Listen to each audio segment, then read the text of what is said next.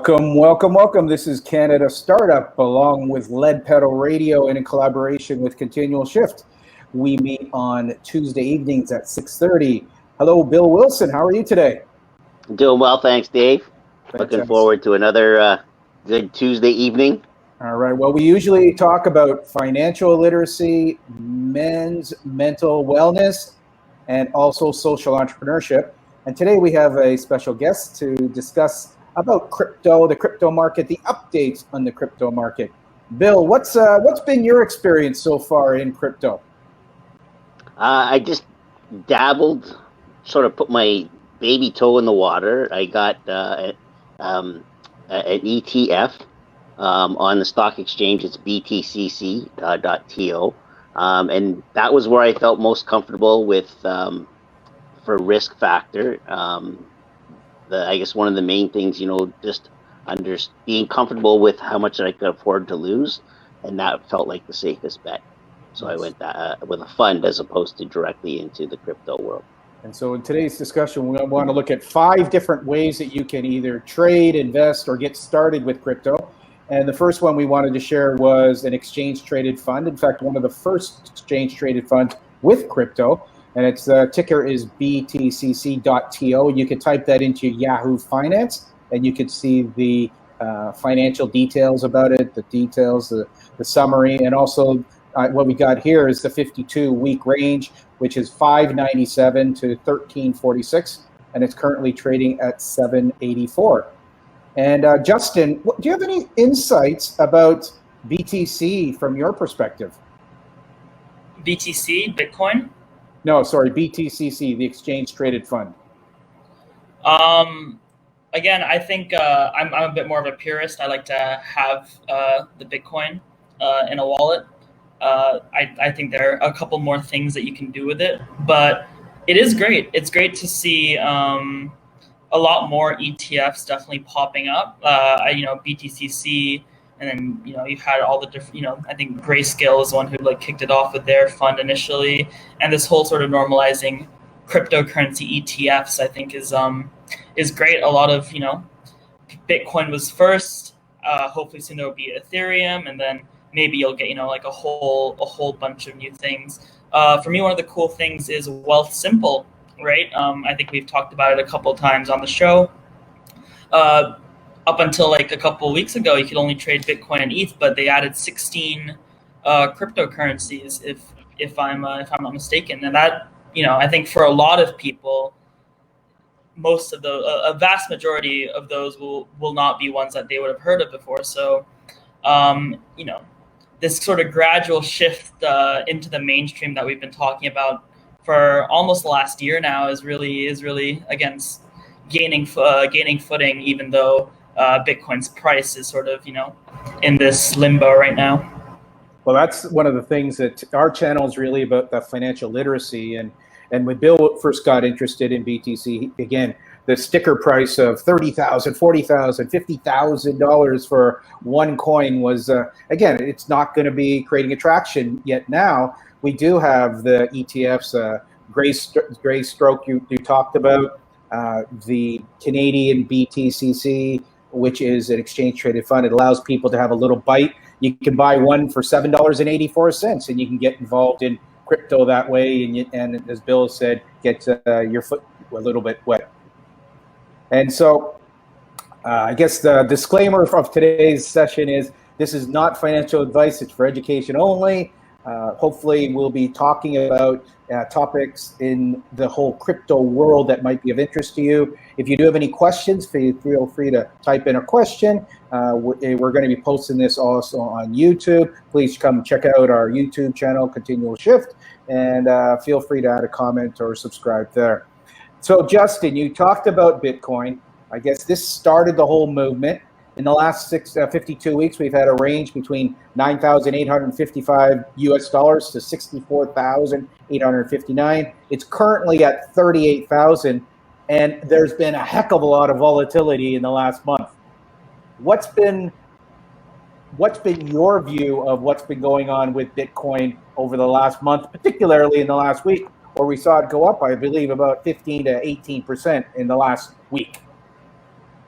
Yeah, I know Bitcoin's about to round off its 7th straight up day, especially in a day where some of the tech stocks and especially the Chinese tech stock took a big punch in the nose. It is great to see that Bitcoin sort of trying to start a resurgence. I don't want to get too excited yet. But yeah, over the last sort of couple months or so, you saw it breaking higher highs. It's really setting records, and then it sort of all came down. And I feel like with Bitcoin, it just went to show how little people truly knew about it. I think the fear, uncertainty, and doubt, or the FUD, as people say, really sort of took over. And then, yeah, for the last month, or at least the last couple of weeks or so, we've sort of had this sideways price action. So yeah, I can see that you've shared the chart now. We can see that we've been ranging, pretty religiously between 41,000 and 29,000, sort of similar to the ranging we saw before it popped up above that $60,000 zone. So in my head, now that we've been at this action for about a month, that sort of head and shoulders pattern, initial fear, where it would sort of stagger at this level and then dump, I think is fairly drifting away. Still possible, but I think, yeah, just within the last week, we've heard a lot of great things. We know that sort of Jack Dorsey, Elon Musk, and the original big Bitcoin bulls sort of hopped on a call, and I think that's sort of, again, like, I don't know what to take from it, but it did pump in a lot of hope. And so yeah, that's sort of the key levels I have here. Once it goes above 41.5, maybe we can start to look at a more macro bullish structure. But yeah, it's any day that we stray further up from 28.7 is definitely a relief, at least for now. Bill, when you see this chart, do you have any questions or thoughts, or maybe aspirations of how high will it go in the next year, or any questions you might have for Justin? I guess when I see the chart and looking for the least amount of risk in that sort of thing, like what are you seeing with the trend for this? Are we going to see, are we getting that little bit of hope right now? Like the Leafs are going to win the Stanley Cup next year, or is reality going to be that it's really going to drop out? Well, if I knew that, I wouldn't be here, right? I'd be making millions of dollars on my bets, but yeah, no. I guess one can only sort of look at what's going on in the news, and if you believe in technical analysis, you would say that, okay, maybe you'd want to see come back to that sort of 34, 35, 36 level, and then hopefully, this third time's the charm where it can break back over the 42s, and then hopefully we can see it, clean road back to 50. Because when we dropped down from about 50 down to that 42 level, we really didn't see much resistance in doing so. So again, we're still in the range. I wouldn't pop the champagne just yet, but another big I think one thing that's actually good to mention is today was actually some pretty big news from one of the largest cryptocurrency exchanges, Binance, and they basically reduced they reduced the ability for users that did not pass KYC. So I guess crypto's great because it's anonymous, right? But a lot of these big exchanges want you to be able to assign your ID or your identity to the exchange. And a lot of people didn't like that. And so what they said is, okay, so if you didn't do this KYC, I think the amount you can withdraw on a daily basis went down from about 2 Bitcoin to 0.06 Bitcoin. So I thought, for traders and for the real anonymous anonymous lovers, that would have been quite a big deal. And it's great that we're not seeing that. It's great that this level of security, this level of identity is being accepted to some degree by Bitcoin. And yeah, like I've always said, and I think you'll hear a lot when you listen to people talking about, especially Bitcoin and crypto, is people are very much still long-term bullish, right? People still think in 3 or 5 years, Bitcoin could be, in the 6 digits. But unless you're a seasoned trader, you might end up abiding by. I don't remember who said it, but the whole time in the markets is better than timing the markets. So I'm a big proponent for dollar cost averaging, and that's been my strategy over the last couple weeks and months. One of the things that I'd add there too is when we see this trends over the last 6 months, Bill, it really being sideways. There's been a lot of announcements in the last 6 months. So we've had Square, we've had Binance, we've had Coinbase, we've had various banks, financial institutions like JP Morgan, like Morgan Stanley. So there's a lot of talk. There's also a lot of people that are talking up. MicroStrategies continues to buy millions and millions. And so there's a lot of adoption. And this adoption is allowing some of the paper hands, the people who are just going to sell, to get out at a price that doesn't destroy the market. So there seems to be a robustness in the market. Would you tend to agree with that, Justin? As we move to the third way you can invest in crypto is ETH, and Ethereum is one that has a lot of interest because it's got various usages. It's gone from $310 to $4,379 in the past year, and today it's sitting at $22.54, and it looks like Justin just got bounced out. So, when you hear about Ethereum, Bill, what's your thought on Ethereum?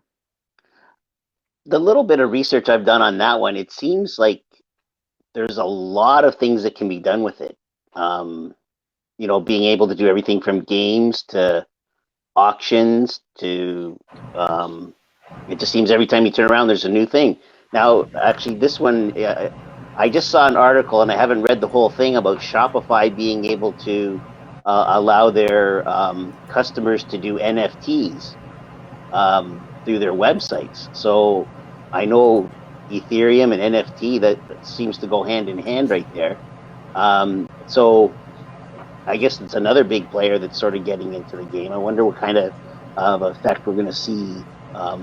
What will that do to Ethereum, I wonder? So Justin, the big question was, what is the benefits of Ethereum, and what do you see happening with Ethereum versus Bitcoin? I know that you've traded the Bitcoin Ethereum spread at times, yet your view on Ethereum, and what would you like to say about the chart or about investing in Ethereum? Yeah, so that sort of Ethereum Bitcoin chart is the one I have up now, but just to sort of touch on Ethereum, yeah, I think for me, it's always been like the one that's been more attractive to me because of sort of these use cases that Bill, I sort of just caught the tail end of you talking about NFTs. That's definitely one of them. Smart contracts, basically being able to decentralize different applications, making it so we don't need these intermediaries. There's code now that can sort of securely sign on different financial transactions. That's all enabled and basically pioneered by Ethereum. And the thing that's gotten a lot of people excited is Ethereum 2.0, or this EIP 1559 update, which is a whole lot of jargon, but essentially aims to make Ethereum more secure, makes Ethereum's gas fees, which is sort of the price you have to pay per transaction, make it a lot more predictable, right? I think one thing that's definitely been a hindrance to Ethereum over the last half year or last year is sometimes you're paying $200 per transaction on the blockchain. And that's just because Ethereum has been mined the same way as Bitcoin, but because of all these apps that are now on Ethereum, a lot more transactions are happening on Ethereum compared to Bitcoin. And that's why it's making it so much more expensive to sort of get your transactions put on the blockchain. So this will hopefully streamline it a little more. And yeah, it's again, I think the first time we sort of talked about it, I used the metaphor that if Bitcoin was gold, then Ethereum's the internet. And that is the end goal, right? So yeah, anyway, this graph I have up, this is the Ethereum Bitcoin chart. So no US dollars here. It's how many Bitcoins you can buy with one Ethereum, basically. So up here means that, relatively speaking, ETH was very strong to Bitcoin. And then down here, it means that Bitcoin is relatively strong compared to Ethereum. So right now we can see that sort of in that same period where we've seen this sort of regression of Bitcoin, we've definitely seen the dominance of Ethereum compared to Bitcoin also go down. Now we'd expect this because sort of Bitcoin is that like gold standard in crypto. If there's a flight to quality, if people are a little scared, they're gonna put their money into crypto, into Bitcoin, because they see these other cryptocurrencies as being more risky. And I think, Dave, we've sort of, like you sort of talked to me a little bit about, rotating money between Bitcoin and Ethereum, right? Like, why might one do that? I think to a lot of people, it's sort of, crypto's crypto. It's all either going to go up or it's all going to go down, which is, true in many senses. I think we definitely saw that over the last couple months, but there is a relationship here. And so from a technical standpoint, I sort of just put these two lines in because this is what I'm watching. Is we're still making lower highs on the chart. We have some support down here at about 0.055. But the next support down there, we're really looking at like 0.045. So if I'm going to rotate some Bitcoin to Ethereum, I might do it if it touches here again. If it loses it, I'm not looking at it until 0.045. And if we can sort of break this downward structure, I think it'll definitely be a good time to put some more of your Bitcoin into Ethereum.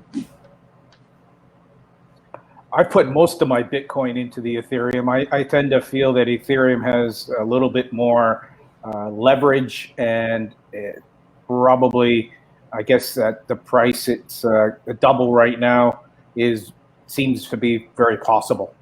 Mm-hmm.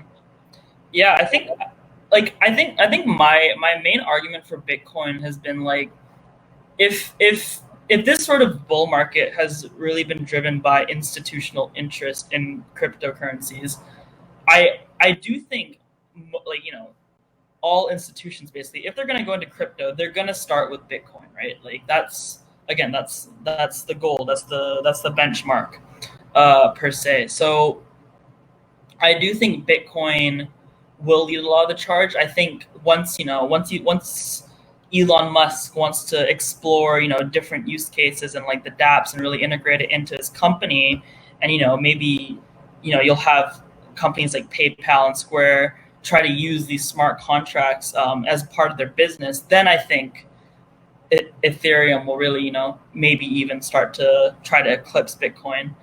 But I think simply, we're not there yet. But I have both, and I'm very happy to hold both. And let's just remind it for any of our listeners, easiest way I would say is Wealthsimple. We'll put a link. You can get a couple of free stocks just by signing up for Wealthsimple. If you want to get started, you can start following and maybe buy a couple of shares of BTCC. The second is Wealthsimple also has Bitcoin and Ethereum, and as Justin said, 16 other altcoins on there that you can start buying fractional shares. So it's not like you have to make $38,000 US your first investment. You can start with $100. Similarly with ETH, and so you can have a ratio. You can have ETH and you can have your Bitcoin, and then you can also have the Bitcoin fund. That's 3 ways to get started with crypto. The fourth way is the miners. The most famous ones in the States, which are very expensive and very volatile. And yesterday, for instance, I believe most of these were up 18 to 27%. And this is RIOT, Mara on the US market. Hive and HUT are Canadian. And we've been finding that Canadian miners in the last 3 months have really improved their sustainability rating, and they're using low-cost electricity. And they've recently moved from the Canadian markets onto the American markets, which has given them a nice boost. Yet yesterday they had some great volatility. I'm highlighting today HUT 8. Yes, I will full disclosure. I hold HUT 8, and I hold both the Canadian, the US, and options on it. So I'm long on it. In the last year, it's gone from 58 cents to $13 as a range, and today it's sitting at $4.52. And so that's an area that I've been quite keen on. Oh, Justin, I don't think you really play the miners because you're much more a purist. Any comments? Either Bill or you have a comment about the miners or a question? Yeah, I have a question. Oh, go ahead. I don't even understand what the miners are, so. All right, well, so go with yours, Justin. Well, actually, let me give a little. Miners are the ones who are creating the cryptocurrencies, the Bitcoin, the ETH. They're creating it. It takes a lot of generally electricity. Just in the last month, China decided to kick out all of the miners out of China. A number of them moved to Scandinavia. I have a feeling some of them moved to the States. Yet, Justin, what would you like to give as an update of miners or a question on it from your perspective? I have a question for you because, I think you've definitely done a lot more digging into the miners than I have. And I think the main thing I'm curious about is what do you think is driving sort of volatility in miners that's not directly attributable to the price of the cryptocurrencies they mine, which is predominantly Bitcoin. But like you said, you'll have days where the miners are moving 20% when Bitcoin's maybe only moving 3 or 4%. And you're not seeing this perfect correlation. Do you think that's market imperfections, or do you think that's more that there's more than that? There's more than that. There would be correlation would be one thing. So there is a correlation. When Bitcoin does go up, the miners tend to go up. And then there's company risk. And so that's when you'd have different types of companies that might be more competitive than others. So there would be a rank. And then you would have familiarity. And so RIOT and Mara have had the familiarity factor in the States. A lot of speculators have been playing Bitcoin through the miners to get the leverage, to also get the volatility. And so the Canadian miners who've moved in, Hive and Hut being two of them, they actually have an opportunity now to get some of those speculators who, when they do a comparison of the mining capacity and capabilities, they'll compare favorably. And so that's what I'm looking for, is that arbitrage where the Canadian miners actually compare favorably to the few American ones that have most of the interest of the American investors and traders and speculators. And so you do have company-specific risk, you have correlation risk, and then you also have regulatory risk. And so those risk factors add to a nice smorgasbord of price action. Yeah, I think the one thing I'd add is probably energy prices, right? Like day-to-day energy prices in the areas. Energy prices is a big one, and the Canadian miners tend to be operating in Quebec and other low-price energy places. So that was a big benefit. And when you actually go and stop and you do the comparison between RIOT and Mara and then to Hut 8, it's like, wow, Hut 8 is so cheap compared. And that needs to be informed and educated, and that might take a little time. And that's partly why we're on YouTube, because you can go check out some of these videos that do the price comparison and see what a great deal right now Hut 8 is. And so I'm hoping that will be a continual catch-up in the next 3, 6, 12 months, when we see likely Bitcoin to create even more interest and create opportunities to go from its current levels to potentially double, triple. And I believe there are some outrageous numbers of 100,000 by the end of this year and 250,000 by the end of next year. Now, that's definitely getting into the FOMO category, yet that is part of investing or trading in this market. 5% of your portfolio to max, for particularly people Bill my age, Justin, 25 to 50% maybe. Yet be very mindful that yes, it is something that could go down very quickly. Any other questions on miners? That's good for me right now. All right, good. Then let's move to the fifth area, and maybe an area that, Justin, you might want to highlight a altcoin.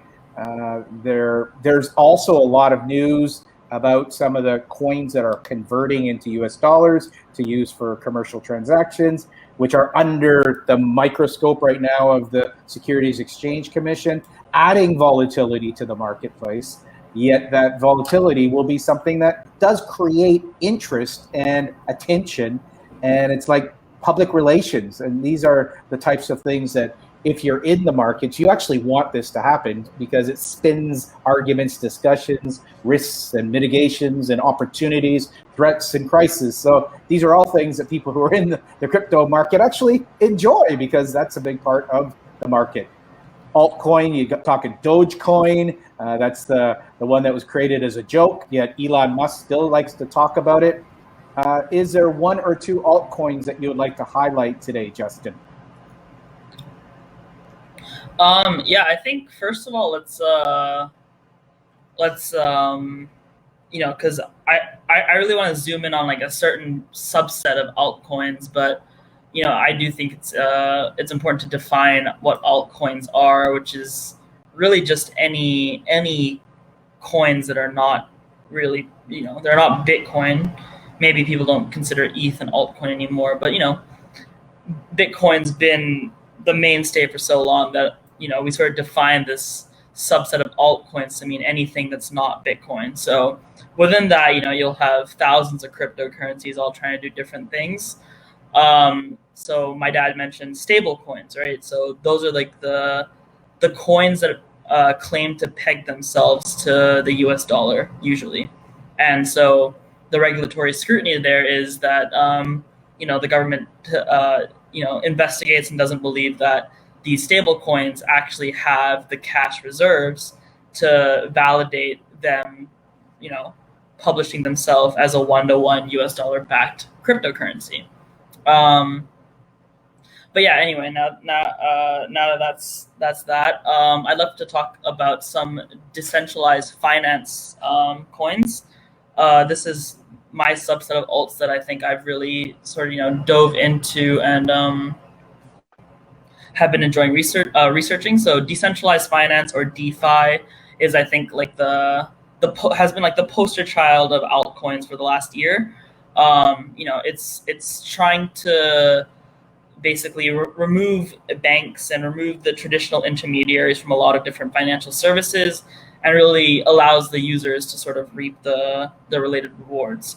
So I'll talk about two different types of DeFi services.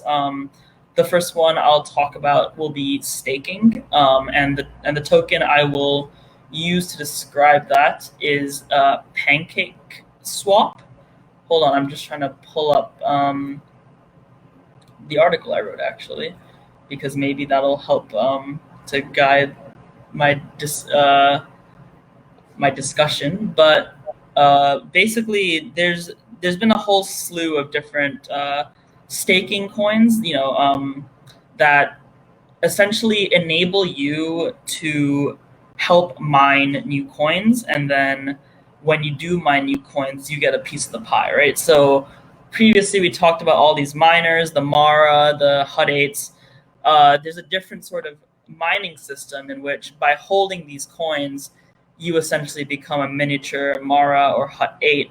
And whenever they, you know, similar to how they make money every time a new block is printed, you get money every time a new block is printed.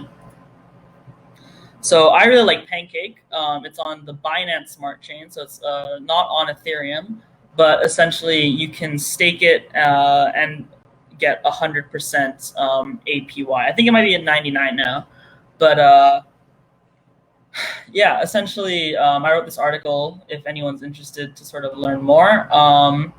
But you know, they offer exchange services, so you know, sort of like you can swap one coin for another. They allow staking, and they're, you know, trying to move into this betting / gambling market as well. So yeah, how do I define staking here? Yeah, you can earn yields by committing various tokens to mining or liquidity pools. Very boring, complicated stuff, but you know, 100% APY is the real headline there. APY, there you go. Oh, sorry, that's annual percentage yield. We try not to use the word interest because interest is supposed to be guaranteed, but yes, yield. So 100% a year. 8% per month. Sure. Yeah. Fair enough. Okay. But yeah, again, I'd say anyone who wants to learn more, feel free to read that. There's some technical analysis there, especially during the sideways action. People are really looking for ways to make money that doesn't sort of depend on the market going up or down. And I think DeFi is sort of the way to move that forward. And so sort of further that, I'll talk a little bit about different lending services in crypto.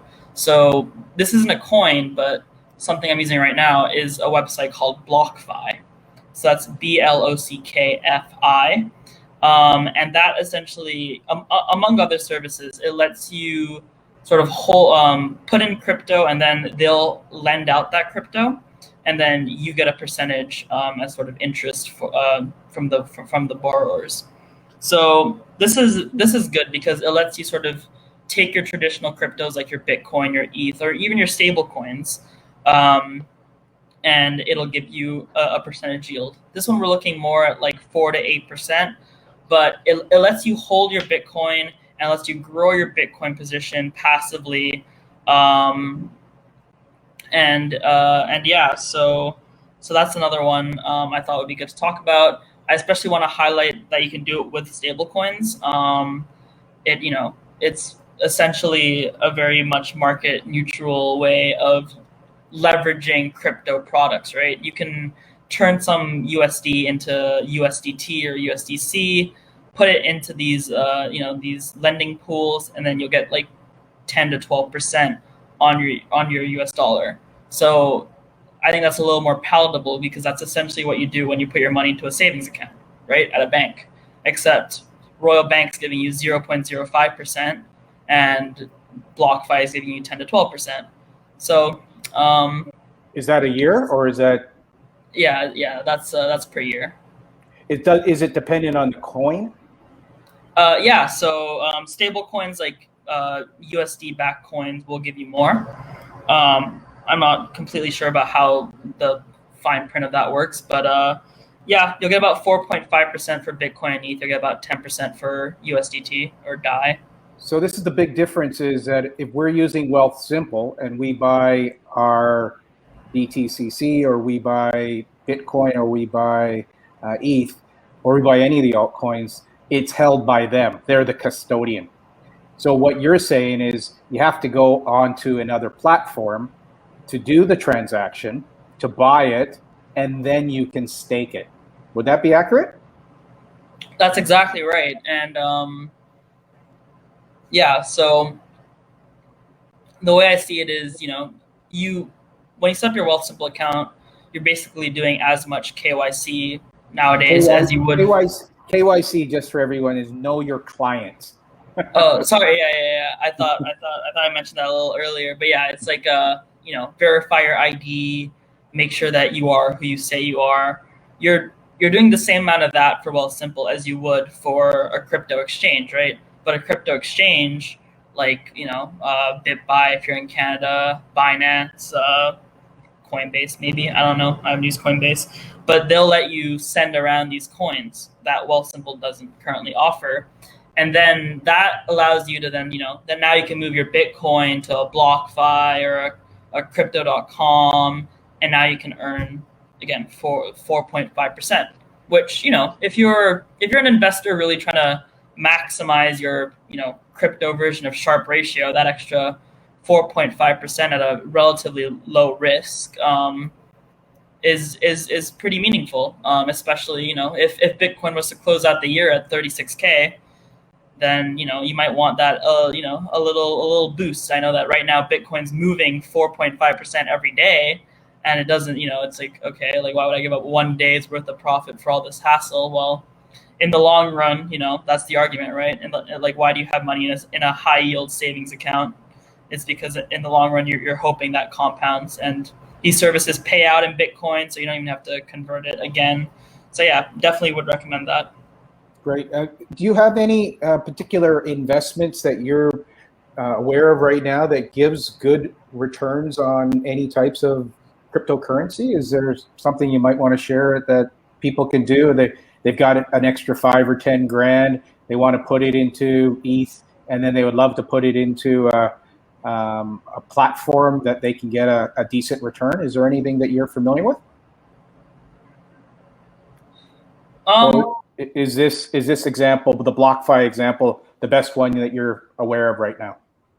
Well, I think you can definitely sort of shop for yields, right? Like I'd say the trade-off for what you'll find online is, the larger and more established the company, the lower yield they'll offer. So for example, I also use one called Nexo, Nexo, and I think I might be getting slightly higher yield on my Bitcoin ETH, but they're a bit smaller than BlockFi. So definitely, quick Google search, DeFi lending platforms. And you'll probably get crypto.com, you'll definitely get BlockFi, you might get Nexo, might get a couple more. And it's really about, optimizing it for yourself, seeing how much implied risk that there might be. Again, in like, it might not seem realistic, but it has happened where these sort of exchanges have, crumbled, right? Like either the devs sort of like rug pulled everyone, or, there was some like security breach, or like there's a hack that may happen. And, I guess the argument is the larger they are, the slightly less likely to happen. You can also look at if your funds are insured, and there's, obviously do your own due diligence, but there are quite a few services out there. I think BlockFi is probably the safest and maybe the easiest to use as well. So you've mentioned 3 here: Nexo, BlockFi, and Binance. Would you be able to share 3 wallets that people might be able to do to take it to the next level, from simple to wallets that you see or use that you find fairly straightforward to start using? Yeah, I would honestly say, yeah. So yeah, you mentioned BlockFi, Nexo, Binance, and I'd throw in crypto.com, which is a website, but it's actually an app on the phone. Because I do think they're starting to move into more all-in-one services.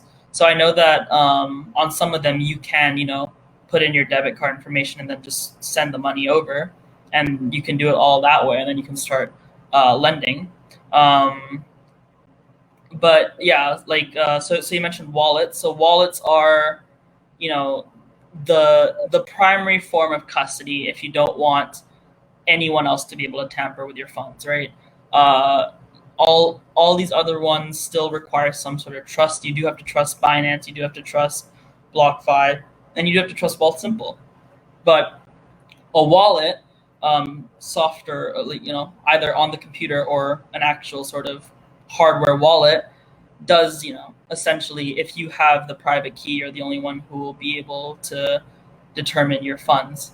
So some wallets that I would say is definitely MetaMask is probably the main one.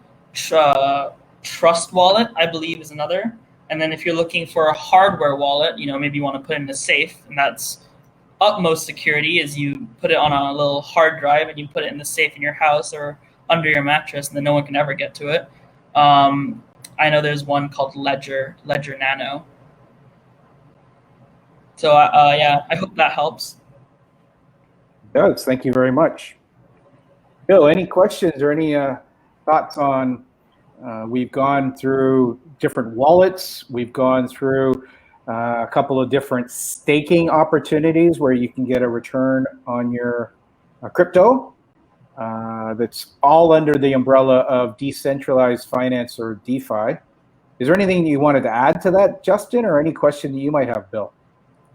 I've got a question. What, for somebody that's not really, that just sort of wants to, like I was saying earlier, sort of dip your toe in the water, that sort of thing. What would be maybe 4 or 5 steps that you could take that a newbie or somebody that just wants to do something low risk, that you could get to the point where we're talking here, like say for BlockFi or something like that, where you can get to that point? I'm not too sure what I would like if I wanted to go that route. What could I do, and I guess have a comfortable risk. Yeah, I think yeah, if you're just starting out, I would say yeah, like I'd say a lot of this can definitely get very like overwhelming very quickly. There's so many different names of companies, or there's so many different names of like cryptocurrencies to choose from. I sort of think like, you know, like when I first came to Canada, right, and I had to decide which bank was I gonna open a bank account with. I'm sure I could have spent like, you know, a long time like being confused and like looking at all the different like rewards, but I think I kind of just picked one. You know, I picked one and I went to the bank and I said, "Can I open an account, please?" Right, something like that. So I think similarly, like you're gonna pick one, you're gonna say, "Okay, BlockFi looks good." I did, you know, enough due diligence, but you know, like enough due diligence. So I'm gonna go on BlockFi. I'm gonna go on the website, and I'm just gonna hit create account, or I'm gonna watch a YouTube video on how to create account. And then I really think once you sort of pass that initial security check, they do, you know, tend to do a good job at listing their offers and sort of helping you through that initial process. The on-ramps are pretty smooth. And then I think it is pretty similar to funding your TFSA on Wealthsimple, or, you know, funding your trading account on TD Ameritrade or something like that. And yeah, like, so I think for me, it's about, you know, comparing each step of the process to something that you've already done before, because I do think in a lot of ways that is what this is, but it's sort of all put together and packaged. So you know, if you get confused by the veil of, you know, this crypto computer madness, break it down into the steps, and you know, hopefully that'll help you a little bit. Cool, thank you. The article that you did, Justin, where can people find it? I'm happy to like put it in like the comments, or I'll send you the link and maybe you can put it in the description. Okay. It's like a pretty small thing. I just tried to try the platform out, but yeah, it's called Utradia, but I'll send you the link after the call. And that's under the umbrella of decentralized finance, or DeFi. Well, yeah, the Pancake Swap token is. All right. Yes. Great. Bill, as we're going to bring this to a close, I think we've really gone through 5 ways to get involved in crypto, and we added a bonus one, the decentralized finance, or DeFi, ways to get a return on your crypto if you want to be in the securities lending industry. I think that's sort of what reminds me, Justin, that many people who do have a stock portfolio, if they get a sizable portfolio, their broker will actually pay them to lend out the securities. And so it sounds like the crypto world has really picked up of that and give people an opportunity to earn monthly, perhaps even weekly, to place their cryptocurrencies and to get pretty significant return on investment while they have their assets managed or custodial in custodian services by the crypto companies. Yeah, absolutely. And the best part is it's all governed by code, right? Like with Pancake Swap, I wouldn't recommend everyone do this, but you totally can. You can go to the sort of Ether scanner, like, you know, you can go and dig deeper and find the lines of code that makes it all a thing. And, you know, I think that's sort of the highest level of assurance that you can really have, because you're not, you know, prone to human error essentially. One more, can I promote the walking app I use? Oh, yeah. Absolutely. This is actually one of the coolest things you shared with me that you're doing in Toronto, and it's oh, by the way, a couple of people asked me, did you get your mine yet? Not yet. It is taking a while to ship. I think it's very popular, but I'll definitely provide an update once that arrives. Justin actually ordered a mine, so he'll be mining. And one of the benefits of being downtown Toronto, it creates currencies even faster than other places. Yes, please tell us about your walking app and give us an update on how it's going, because it's actually generating some pretty cool little cash flow for you. Yeah, so I have this app. Well, let's see if we can get that into focus. So I have an app, and what you do is you collect keys, and then you unlock boxes. And every time you unlock a box, you get a little bit of cryptocurrency. So you can earn, 10 cents most of them, and then some of them will give you $1 worth of either Bitcoin or ETH. And you just walk around, and if you live like in a densely populated area, you can get anywhere from $20 to $60 a week, depending on how much you walk and how much you play. So me and my girlfriend were going on exchange in the winter, and so we said, okay, let's collect the crypto here. We'll put it into a BlockFi account actually, and then we'll earn the interest there. And then when time for exchange comes around, it'll be easy to turn that crypto into Singapore dollars. We don't have to deal with nasty exchange rates from random sketchy places. And yeah, so in about in 2 months, I think we're at about $400 US.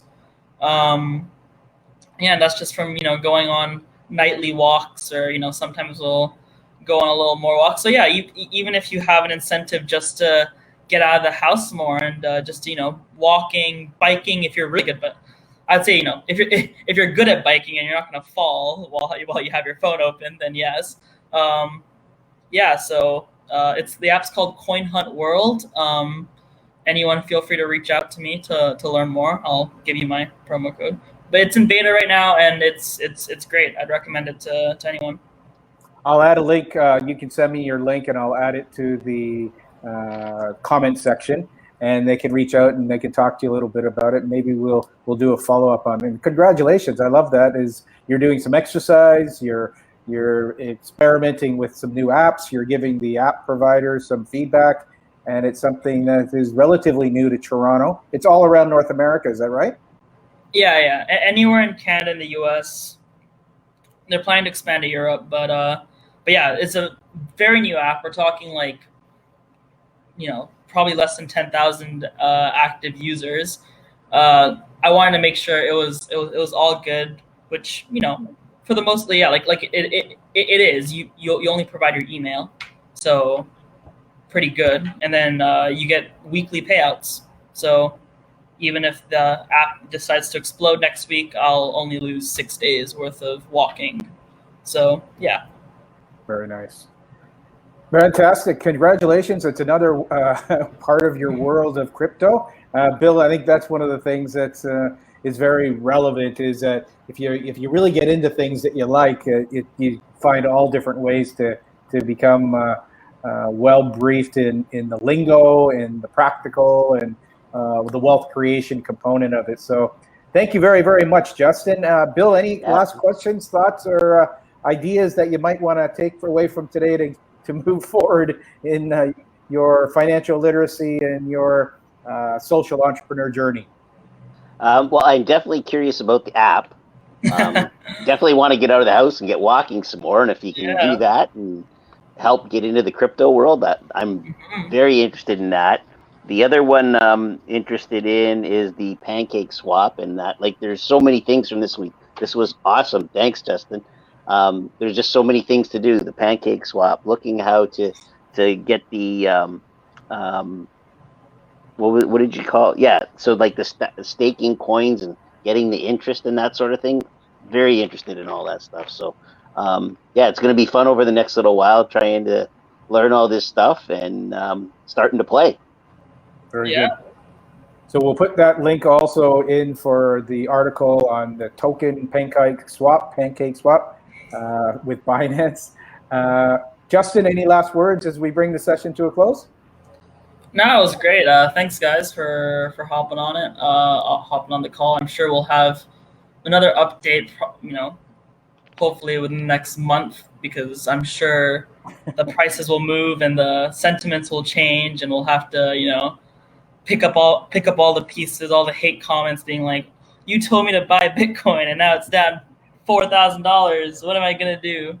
But yeah, no, it's a good time. Oh, I sold my NFT the other day, so that was exciting. I lost money, but I sold it. I thought I thought it was worth nothing. So, but yeah, there you go. It was an experience. So for our listeners, NFT, non-fungible tokens, which something we did a show on. We'll put a link on there also if you want to check out a past show that we looked at that whole world of non-fungible tokens and creating art galleries. In fact, Justin, you created a little art gallery. What was the name of the art gallery you created with and for me? Oh my goodness. Okay, wait, circle back to me. I'll get it. Actually, it's really funny because I've been active in doing different types of paintings and drawings and colorings, and Justin put it up as a little gallery. And one of the things I'm going to do is I'm definitely going to maybe add some more of the different pictures, change the pricing, because right now the pricing is at 0.1 ETH. So it's quite an expensive investment for somebody to do without a famous artist. But I'm going to add some more because it was a fun thing to do back then, and I figure it might be fun time to update. Yeah, I don't know, man. You charging $250 for a iPhone picture of a drawing you made is maybe might be a little steep, but yeah. All right. Might change our pricing then. Yeah, maybe. All right. Well, anything else, Just? No, it's all from me. Thank you, guys. All right. Well, congrats on selling your NFT, and maybe we'll even do an update on that. We'll talk to some Canadian artists who might still be thinking about ways to move their art onto the NFT platforms. Absolutely. Bill, thank you very much for your time today, and wishing you the very best. I'd like to thank our partners, Lead Pedal Radio, of course, Canada Startup, and Continual Shift on YouTube. Bill, thank you so much. Justin, thank you so very much. And all of our listeners and viewers, please feel free to add a comment, subscribe, and give us some ideas for some future shows, and we'll definitely look into that. Thanks very much, guys. Thanks, guys.